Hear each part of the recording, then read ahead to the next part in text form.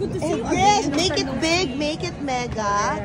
Yes, let us. Akalain mo sa kalabas ako. Umpisa muna natin sa outfit mo, make it big. I mean, yes. we're supporting print and it's very much alive and it's bigger. Right. Anong big sa Pretty obvious naman ang kung ano yung mga big sa outfit.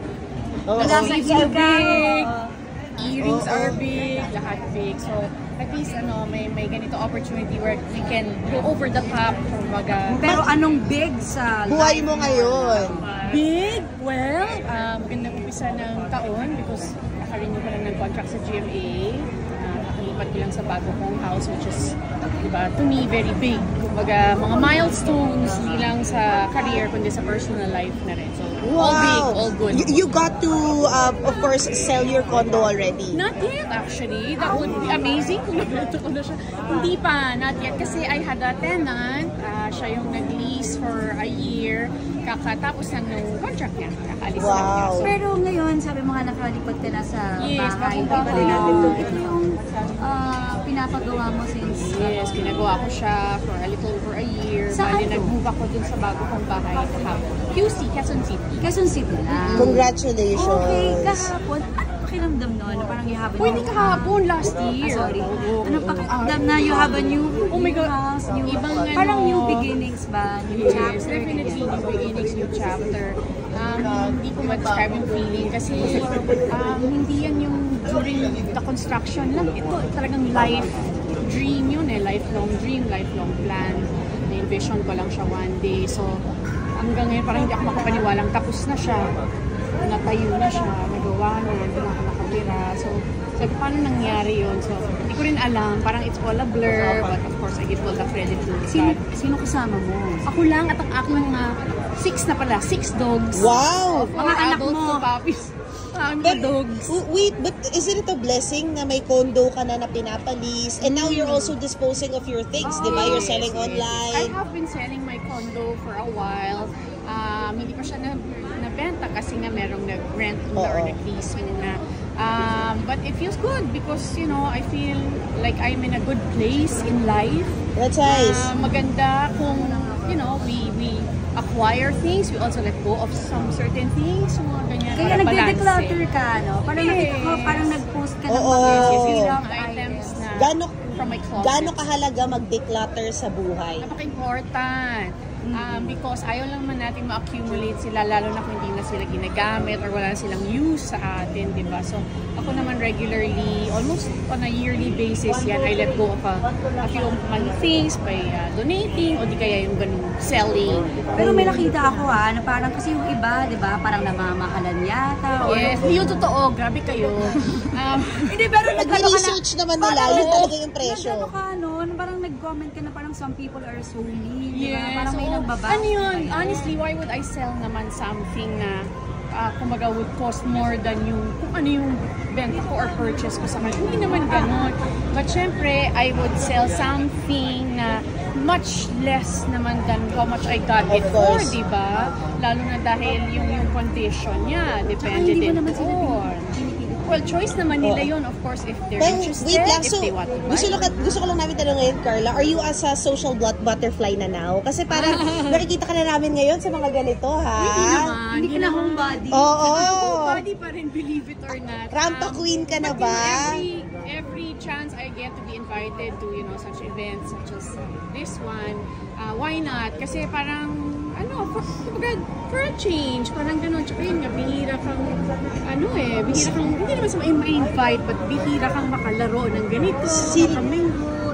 Sino tumutulak sa'yo lumabas? Myself lang, ako lang. Hindi sister mo? So, naman, lumabas ka naman. Hindi naman, not at all.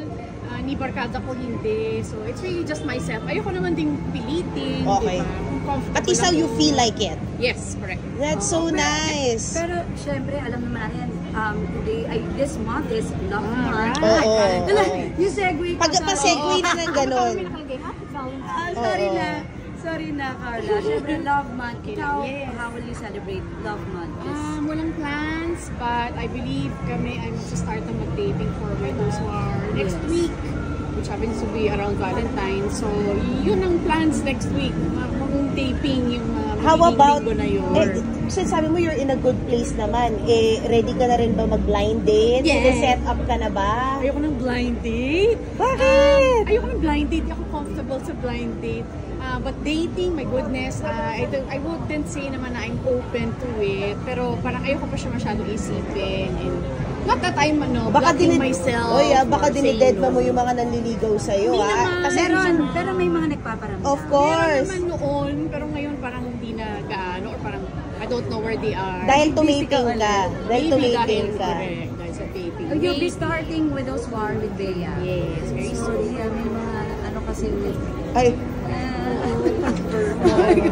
nagbigay ka ba ng tips sa kanya about Hindi, nakausap ko na ba siya? No, kasi yung aming the last time we saw each other was during the look test for Widow's War. So medyo mga 2 weeks ago na yun, hindi pa siya nakikita since.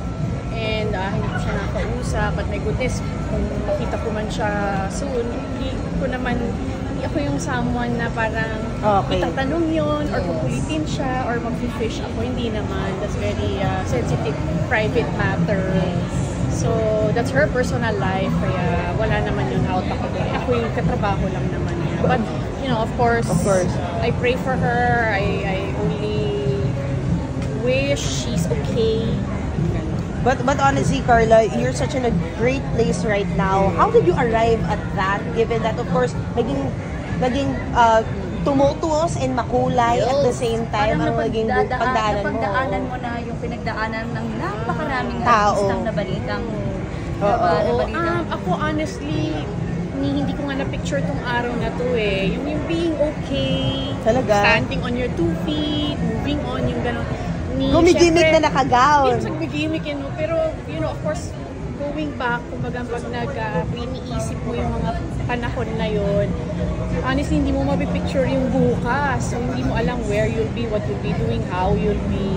But ako, I'm just grateful, di ba? Of course, there's nothing wrong looking back. But then, I'm just grateful na nandito na ako today. Kaya ko na humarap sa mundo. Yung mga ganun. But I think parang ikaw yung nagsisilbing na parang reminder to everyone na parang sa dami ng naging celebrity breakups. But look at you now. Uy, grabe. Parang hindi naman sa manalagpasan ng reminder lahat. or what, but kahit sino naman kaya. Kahit sino kaya. It may seem parang impossible or talagang difficult. Kailangan pagdaanan yun. Pero may kumbaga, may katapusan yan. There's That's a light at the end of the something to look tunnel. forward to and all at the end of the tunnel. That's nice. And ngayon ba, is it like the prayer group? Sino strong mo ngayon? Sinong Iba-iba mo ngayon? talagang I would say combination ni of course Lord, ng faith ko, yung prayers, family ko, barkada ko, even my work, my fans. So talagang hindi isang tao lang or bagay. It's everybody, collective siya. That's nice. Thank you. I like the hounds. Sorry na, ang dami namin.